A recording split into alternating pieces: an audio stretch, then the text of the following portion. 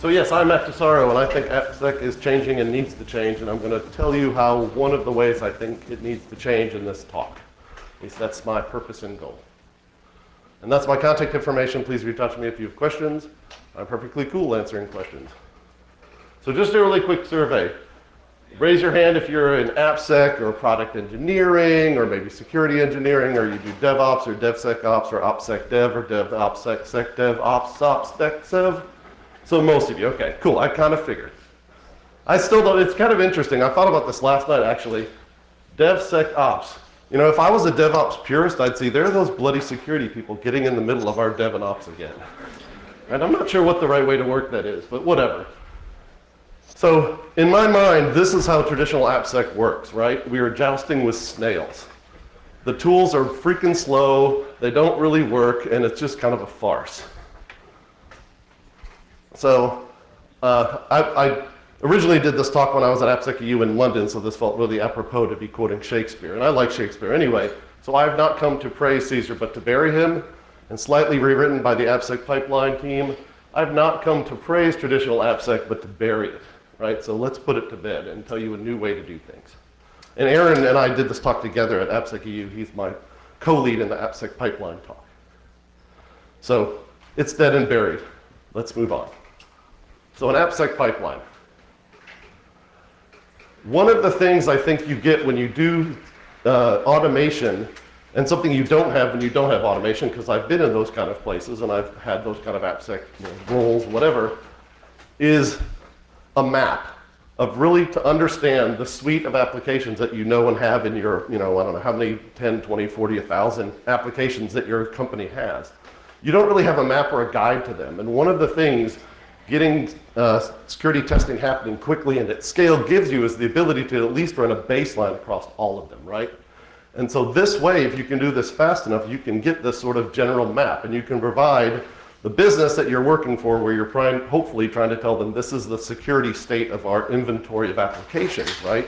You can give them a roadmap so they know where to go and how to do things. And you can guide the business decisions with some real world numbers instead of best guesses.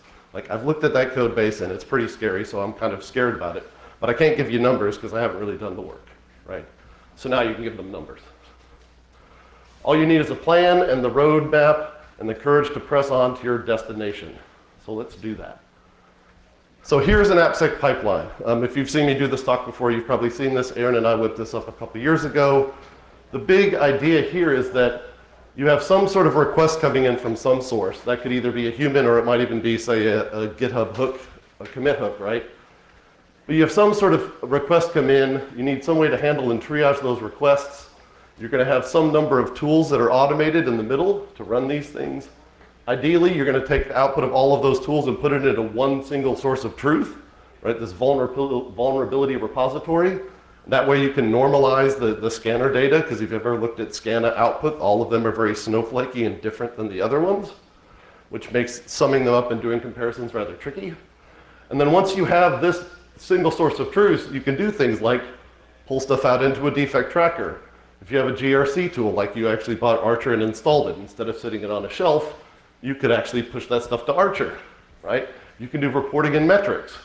If you haven't tuned these tools good enough, or for some reason you can't tune them good enough to remove false positives in this stage, you could go in and manually remove false positives in a second place. There's sort of two places to catch false positives, right? Ideally, too, you will push these into the defect tracker that your dev teams use and have them have the same workflow for issues that are functional and security, right? Because you don't want to do the chuck the PDF over the wall thing. You want to actually hand them actionable findings in whatever format they're used to seeing functional findings, right? So that's a very quick overview of the AppSec pipeline. So the next sort of thing, and I should back up, this was the first pipeline that myself and actually Aaron at the same time, we were working at the same place. We set this up initially where we were working. And this was really very inwardly focused. When we got there, there was really no AppSec program really to speak of. There was a sort of a very nascent one. And a whole bunch of businesses had come together. Bits of a business had been, 8 different pieces of a business came together to make one big corporation when we got there. So we were the center of excellence for AppSec, whatever. But there was absolutely no rhyme or reason to it. So this was really focused on making our internal team work well. It was a very inwardly focused pipeline. Like this was really meant to be used by the AppSec team for the AppSec team, so we were quick and efficient. Once we got that down, we started reaching out to the teams that were doing DevOps and dropping now tools into their CI/CD pipelines that would not only red green for them, but would also send the information back to our pipeline, so we were getting visibility into what was going on with those other teams. So we've sort of gotten our house in order, and now we're reaching outside and interacting with teams. Because to be honest with you, if we tried to do this kind of thing before our house in order, we would have been a mess. Because we were a mess, right? Until we sort of figured things out and got it sane. So what is an AppSec pipeline? It's a way to do conduct testing in an automated fashion, and it's really initially should be run by the AppSec team for the AppSec team, right? Because the idea of the AppSec team or the product security team or whatever you call yourself is to find out the state of security of that suite of applications. So you really want your internal processes to work well so you can do that efficiently. The other thing is, it's a great way to sort of get your house in order before you start reaching out to other teams, because if you're a mess, like I said earlier, your interactions with other teams is going to be a mess. But the really big thing is, this is about you must be this high to ride the ride. This is not thorough, in-depth, I took a week pen testing your thing. These are quick, lightweight tests. They're not perfect, but they give you some sort of visibility across your entire suite of applications as opposed to knowing these two really well, and I have no clue about the 50 others. The other interesting thing you can do if you do have this automated testing is when you do manual testing, you will have already done a lot of the types of tests in an automated fashion already. So if you have 50 things, let's say, you check for in a manual test, maybe 25 or 30 of those you've automated. That's a large portion of manual testing you don't have to do. Because if you're running them all the time, and I'm now going to manually test that app, I just have to go look and see the last time it ran, what was the state? Oh, here's the SSL ciphers, yes, it had those correct headers, right? All those kind of grunt worky kind of things you do in a manual test, just let the automation do it for you. And then if you do this across your suite of applications, now you have a baseline. And you can do relative measures of the sort of code smell, for lack of a better word, across your suite of applications. And you can start making rational decisions that, yep, this one is high risk and it's really noisy on the scanners, therefore I'm pretty scared about this one. This one's also high risk, but it's really quiet on all of my tests. And looks generally pretty good. I'm maybe not going to worry about that one as much, right? But until you get that broad view, it's really hard to make those informed decisions. So what isn't an AppSec pipeline? It certainly isn't the magic pixie dust that's going to solve all your problems. I can promise you that. Like, I'm not here to sell you, like, I don't know, some magic beans, right? And I don't think it should be at first a gate that blocks any kind of deploys to production. One, when you're first setting this thing up, you're learning as you go. And two, this is more about just getting visibility into the state of things. And until you're really sure that you're not going to false positive, I wouldn't go anywhere near pushing this stuff out or making it be a gating function, right? That's politically a very expensive thing to do on a false positive, right? If you want to get yanked out of somebody's CI/CD as quickly as possible, give them a false positive and break their build for a bad reason, right? That is like asking to leave the room, right? Don't do that. And then if you want to think about pipelines, if you think about CI/CD in a traditional sense, the artifact of a CI/CD run is some sort of deployable thing, right? Either an actual deployed app or maybe a RPM that you can go drop on a server or something. It's a deployable artifact. For an AppSec pipeline, the artifacts are findings, right? Those are findings that say, I found this security issue with this app at this time. So here's another example AppSec pipeline that we're actually working on setting up at OWASP right now, where we'll have a project repo. I'm actually not going to use Jenkins, to be honest with you. I'm going to use something else I'm going to talk about in a few slides, but I spent way too long making this cool looking graphic to not use it. So I'm using it because I did that bomb thing and made his finger work, and I'm bad at graphics. I'm proud of that. Magic that I did that one time. Anyway, I'm going to have automation actually launch some Dockers, run some tools against those Dockers, push all the findings to OWASP Defect Dojo. For those projects that have Jira, we can push issues to Jira, and then there's also push issues to Slack channels. There's Slack and HipChat integration and Jira integration all in Defect Dojo, so I get that for free, so I'm going to use it. Like, why not? Oh, and as you go out and get swag from the vendors next door, please go out and ask them for a reasonable REST-based API to interact with so you don't have to log into one more frickin' web interface. I'm sick of that, and I'm tired of having 12 of them to do my job. So please, please, please bug vendors for APIs.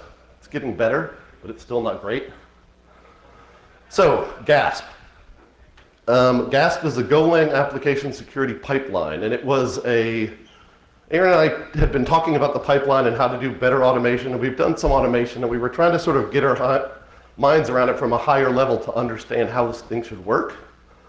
Well, anyway, let's just go forward. So GASP, it's a Golang application security pipeline. This is, my daughter drew this Golang gopher for me because, like I said, I don't do graphics, so there's my logo. Thank you, daughter. Josie, rock on. What we came up with is under the GitHub, we have an org called AppSec Pipeline. Under there, we have a specification, GASP, which is a Golang implementation of the library behind that specification. And then another tool I'll talk about in a couple minutes called GASP Docker, which uses Docker to launch containers that have security tools in them. And all this is up on GitHub. So the specification. So Aaron and I had done this, well, we did this together at one employer, and then we'd both done it at other employers, and we were talking through like what it took to get these things to work and where we busted our knuckles and where we hadn't, and how to make these things better. And we sat down and wrote an actual spec about how we think these things should work. Because I've done talks similar to this for a while now, and I mean, I thought the talks were useful, but one of the things that was unfortunate was because everybody's app team and the way their applications are built are very snowflakey, I couldn't give you the concrete implementation, like go do this thing, right? If you do these 7 things, magic happens, because you probably do things differently. So we wanted to have sort of a conceptual framework to explain how to do a pipeline in general, because how I do my pipeline works great where I'm working, but it might not work great where you're working, and you have many different tools and situations that you have to deal with. So this is sort of a generalized way to think through that problem. I did a sequence diagram, so you can actually look at the steps and how it all works. And what we ended up with is this. An idea, we have some sort of event happen, right? This could be a commit to GitHub. This could be the CISO comes down and says, hey, I want you to do a quarterly assessment of this application for PCI, whatever it is. Some event happens, right? The AppSec pipeline learns about that event. It's going to launch one or more Dockers that have tools in them that will then go into interrogate one or more targets, right? Those tools will run, they'll find or not find things about those targets. The results will go back up to the AppSec pipeline. And then in my case, I drop them into Defect Dojo. That's my source of truth, right? Pretty straightforward and very, very scalable, right? If you do this on something like ECS, you can launch as many containers as you feel like paying for. Really, there's sort of not an upper limit. So one of the really interesting things about containerizing these tools is you treat them like binaries. It's almost like having, say, the Nmap binary on your system and you just run it. Even though it's an actual container, it doesn't really matter. They end up being like running binaries, and you just run and discard them. The way the pipelines I've set up work is you launch a container, it does its work, and you trash it, and it goes away. They're not long-lived. They live for 30 seconds. They don't live for days. And then you put one tool per container. Right? So you make the Zap container, you make the Bandit container, you make the Retire.js container, right? You have all these containers of tools, and now you can a la carte run them and mix and match them as you need to based on what kind of testing you're doing. And then each container has a YAML file that explains what those tools are. And then a second YAML file contains the profiles of how you want to run those tools in what order, and we'll talk through each of those in a second. So here is the pipeline tool YAML. This is the file that explains what tools are available to the pipeline. It's basically your inventory of tools. So you have things like, this is for the AppSec version 0.5, it's Bandit, it's static code analyzer, it does Python. Here's some links for reference. Parameters, so there's certain things you need to know to be able to run Bandit. One of them is the location of the source code. So this parameter is required to run this tool, it's LOC, and it's the location of the source code, right? And then when I'm running it, here's the command I'm gonna exec. It's gonna be Bandit, it's in a shell. I do -v cvs-o report name. The things in the squiggly braces get replaced out at runtime. And so the report name is going to be a timestamped CSV. Post, after the thing executes, we're going to run this post little tool because Dojo wants it in a particular format that isn't the format that this tool does. So we have this little bit of stub code to munge the format into a friendly to import format. Aaron also was doing some JUnit stuff, so he wrote an additional thing to convert it into JUnit test results. I don't personally do that, but whatever, it works for Python. And then, oh, I don't have profiles, so interesting. Oh, it's cutting it off. Oops, well, that's not good. Here's another Git example, right? So I have Git tool, here's the Git, here's the Docker I'm using for Git, here are the parameters I might need for Git. I'm going to execute Git. Unfortunately, I had a 4x9 slide and it got cut off on the bottom. At the bottom that you can't see, let's just pretend.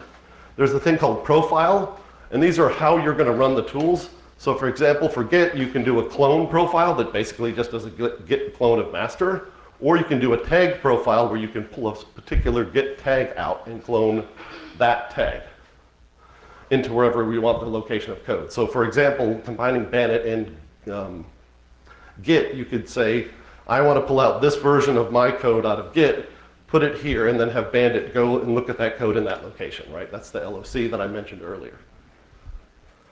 So there's 19 tools currently available in the GASP Dockers GitHub repo. You're welcome to use those or be inspired by them. They're just up on GitHub. Go have fun. What do you get from the benefits of containerizing all these things? The biggest thing is a lot of these security tools, like they're neat and they work well, but sometimes they're, let's just say, interesting to install with uniquely vague install instructions.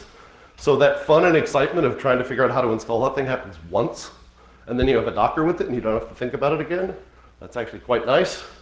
The other thing is you only have to sort of read the man page once and figure out all those weird command line switches and what the hell do I need that one time, and then you can codify that into a profile. So if you know, generally speaking, these 3 command line options are all I need to make Bandit work like I want it to, you make a profile with those 3 options and you don't have to think about it again. The tools can be in any language as long as you can Dockerify it, which is perfect. And then if you run the same tool across all of your suite of applications, like say for Bandit, if you have a bunch of Python applications, you run it across all your Python things, now you have a baseline. And you can make relative measures of the risk or the vulnerability-ness of your applications based on those tool runs. And another bonus that isn't on this slide is that those same Dockers, if you have devs that want to do it, can go pull those same Dockers and run those same tests against their code before they even hit your CI/CD, right? Because it's just a Docker. Like, give them the Docker. You want to know what tests you're going to have before we push this into production? Here's the 3 Dockers we run with this way and done.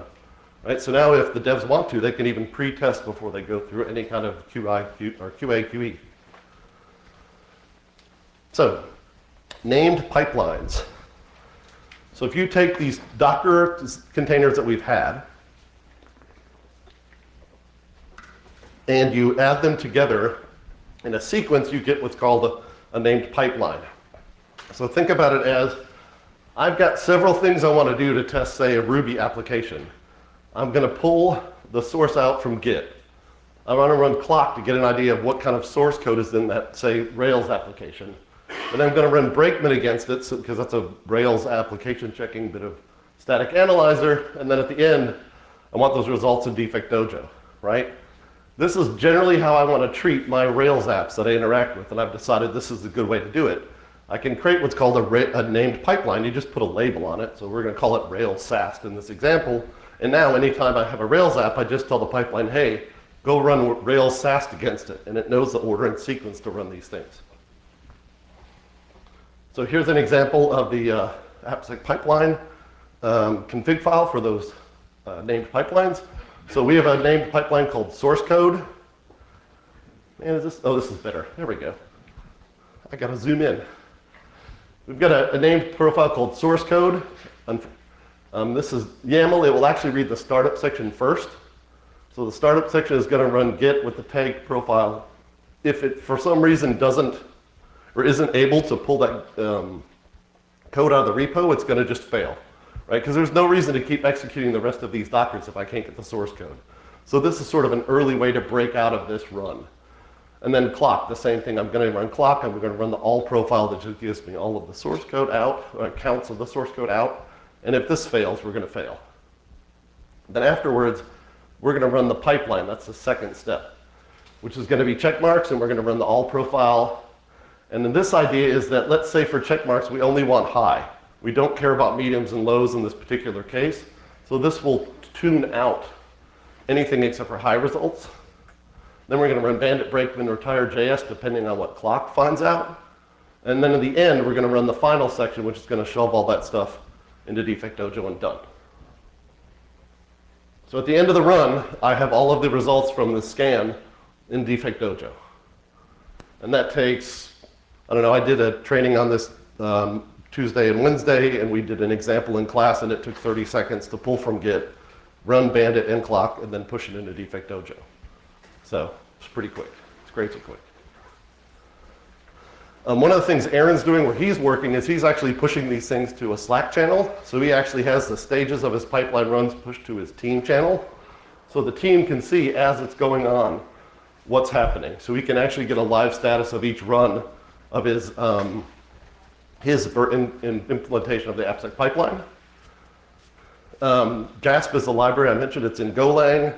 That's the library I used behind GASP Docker. It's up on GitHub, as well as GASP Docker, right? That is another, it is a implementation using the GASP library that locally runs Dockers on, say, your laptop or a server, and it will launch those Dockers according to the named pipeline you create, and push all those tools if you want to into Defect Dojo. Or you can do a different final step if you want them to go somewhere else.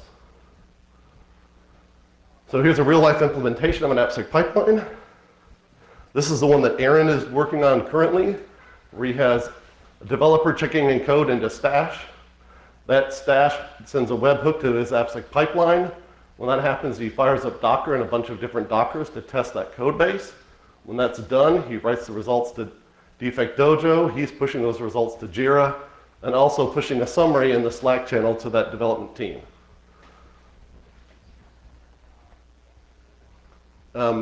For his AppSec pipeline, he fronted it with a very lightweight REST interface, so now it's just a matter of curl or REST calls to get these pipelines to fire, so it makes integration ridiculously simple. I would highly recommend doing a REST API in front of any kind of pipeline you do, because we just love automation. He's running this on a T2 large EC2 instance. The criteria for the tools, they do have to run pretty quickly. So if you have a long-running tool, you may consider making that asynchronous or just not running it as part of a fast pipeline run. Static scans with differentials are usually a way to get around that, particularly with some commercial tools. Third-party component scans, the open source libraries or the dependencies or whatever you want to call that, those also tend to run pretty quick, so those are good things to automate. With his pipeline, he's got 15 repos. He's done 5,100 runs in 4 months and had 2,500 plus container executions, because these things are just throwaway containers, right? Launch them, run it, throw them away, done. And the way the pipeline works is, at least the implementations I've made, is I launch a Docker volume inside of that Docker that holds the results, and that's what passes the source code or what have you from one tool to the next, because that volume just gets shared into the end and then destroyed. Or you can write it off to a different file system, whatever you want to do.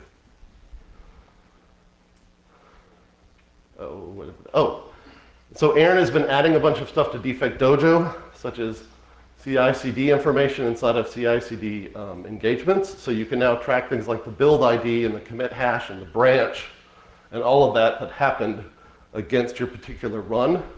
Because as we started doing this more and more, we realized, well, oh shoot, we need to track what branch this worked at so I can repeat this test and all those kind of things. So we started adding that metadata back into Defect Dojo. So now, like I said, you can actually get all this. Like, this is a link out to the Bitbucket server, and that's the Jenkins dev server that is firing off this job, and all of that is now tracked inside of Defect Dojo, so you can sort of understand exactly what environment that test ran in. And then this is an example of, like, this is the merge git commit log that came in, and this is the result of that merge. So webhook happens. With this commit log, these tests fire and we find these issues. These are the current code tools -2 that don't have logos that I could find that Defect Dojo will automatically import. think it's 24 tools, which is somewhat handy, both application and infrastructure. So what have we learned? After the first few scans, the vulnerabilities tend to go low. So it will take you a couple of runs to get this thing to not be as noisy as it is when you initially start. Some ways to get rid of that noise is to do things like tuning the profiles of the tools. And at least at Pearson, when we were trying to get this done, for the highest risk, we basically categorized the apps into 3 different categories: high, medium, and low risk. For the high risk, we actually took the man hours to run this multiple times and tune the profiles, particularly with the commercial tools, where you do need to do some profile tuning. So that at least for the high-risk apps, we had really high confidence. For the medium-risk apps, it was a best effort. If we had the bandwidth at the time, we would tune it. Sometimes we just wouldn't, because we just didn't. And then for the low-risk apps, to be fully honest with you, they were just self-serve. Like, I'm sorry you get the default profile. We don't have the bandwidth in humans to deal with tuning the tool. Legacy security tools will be your biggest pain points. You saw check marks up there as one of the tools. That's not a Docker that has all of the checkmark engine in it. That's a Docker that has a shim that knows how to reach out to actual checkmark's mothership and fire off a scan. And you're going to have to write a lot of these shims, and depending on how easy or not easy your vendor's tool is to automate, that shim could be really, really interesting or not. So there is going to be a lot of this sort of glue code mess you're going to have to do to interact, particularly with the commercial tools, and even some of the open source tools. Like Bandit, I think it was Bandit, one of the tools I automated, if it had findings, it put them in standard error, which in Docker world means Docker exits because it thinks it errors. And I kept having my Dockers die, and I'm like, WTF, like this one run without errors was fine, and then this one died, and okay, I had to like work around that issue and wrap it in something that handled that standard app, right? Those kind of are standard error. Those kind of dumb things you're going to run into. You're going to have to do a little bit of massaging, but legacy tools are the most fun ones. And then evaluate what you did and just keep improving. Like, we iterated like hell. I mean, I get to show you the nice, pretty slide at the end of the day that we did, but our first pipeline, when Aaron and I worked together at Pearson, took 3 months to get the initial one stood up, of myself and another engineer building it out. So don't think you're going to get the happy magic in 2 days. You won't. Right? It will take some time, but if you build it to grow iteratively, we went from, what was it? It was 44, I think, assessments in year 1 to 200 assessments in year 2 at Pearson by doing this automation, because like all the stuff got quicker. And then false positives. There's 2 ways right now you can deal with false positives. I mentioned them earlier, right? You can tune it out of the tool ideally, right? But if the tool doesn't give you enough knobs and bells, or just it doesn't work, you can also tune it out at your source of truth, like Defect Dojo, right? You can also write things for Defect Dojo to tune those out.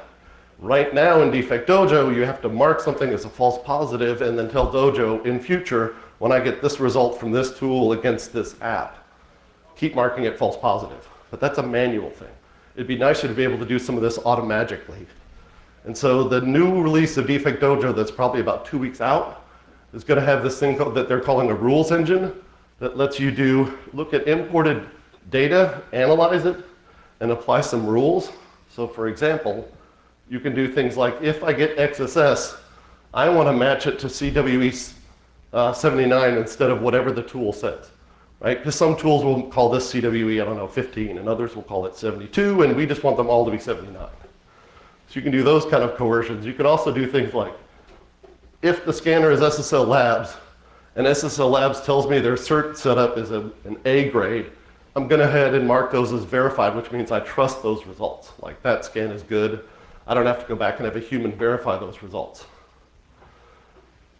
If the scanner confidence is confirmed and the title is cross XSS, like I trust this scanner's finding of cross-site scripting, then go ahead and mark it verified. I don't need someone to check those, because I've done this enough that I'm good with how that scanner works on my particular app in this situation. I need a drink.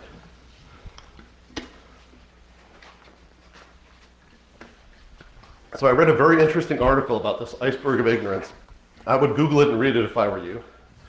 But the idea here was that as you go up the management stack, you're further and further away from the front line where the reality is.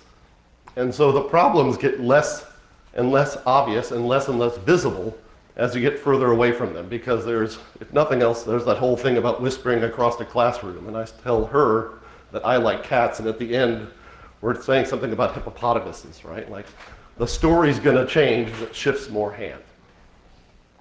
So, one, that's a great lesson, I think that's true, but I think with security, automation and continuous security, you can actually drive that visibility up, because now we can produce real summary numbers across all of our apps that's in a consumable fashion for management, right? If I can say, I ran a baseline across all of our apps, and by the way, I made a scale of A, B, C, D on all of the apps, and I can give them grades. Now you have something you can talk to a CISO about. Like, we have 7 apps that are graded A, and 12 apps that are graded C, and 2 apps that are graded B, whatever your numbers are, right?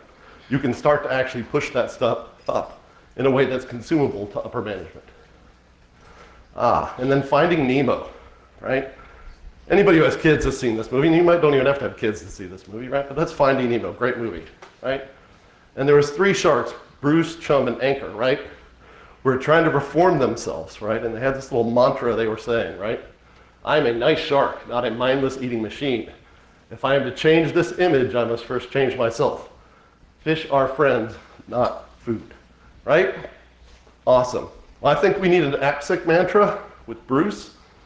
I am a nice security professional, not a mindless vulnerability spewing machine. If I am to change this image, I must first change myself. Developers are friends, not fools.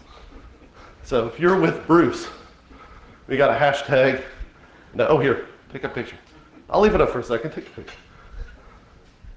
But if you're with Bruce, please, you know, we got a hashtag and a Twitter thing, so make it happen. And that's it, I'm done. Going once, going twice? Awesome, well, thank you very much. And